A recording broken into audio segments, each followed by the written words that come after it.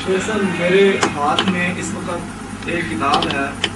المحند علی المفند، یعنی عقائد علماء اہل سنت دیوبند۔ اس کے صفحہ نمبر 29 پہ یہ بات لکھی ہوئی ہے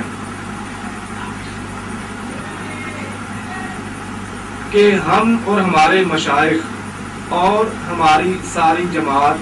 بحمدللہ فروعات میں مقلد ہیں مقتدائے خلق حضرت امام حمام امام اعظم ابو حنیفہ نعمان بن ثابت رضی اللہ تعالی عنہ کے، اور اصول و اعتقادیات میں پیرو ہیں امام ابو الحسن اشعری اور امام ابو منصور ماتوریدی رضی اللہ عنہما کے۔ اب سوال میرا یہ ہے کہ دیوبندیوں نے عقائد میں تو امام ابو حنیفہ رحمہ اللہ کی تقلید کو پسند کیا، لیکن فروعات میں تو انہوں نے امام ابو حنیفہ رحمہ اللہ کی تقلید کو پسند کیا، لیکن عقائد میں امام ابو حنیفہ رحمہ اللہ کو انہوں نے چھوڑ دیا۔ آیا امام ابو حنیفہ رحمہ اللہ کا عقیدہ غلط تھا، یا پھر یہ جو دیوبندی حضرات ہیں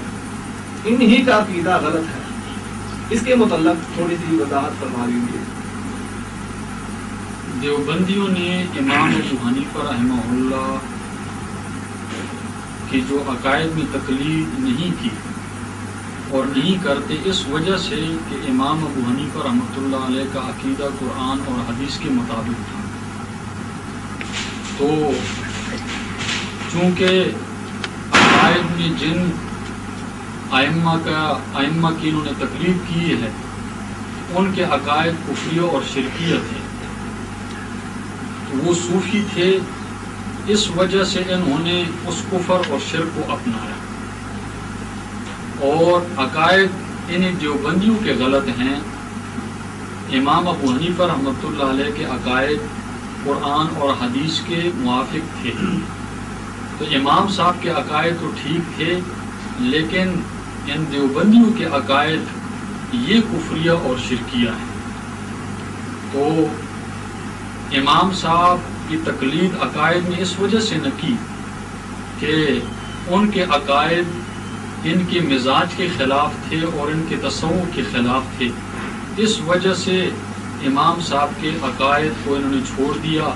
اور عقائد میں ان کی تقلید نہ کی۔ لیکن بات تو اصل یہ ہے کہ عقائد میں کسی کی بھی تقلید نہیں کرنی چاہیے، بلکہ عقائد قرآن اور حدیث سے ثابت ہوتے ہیں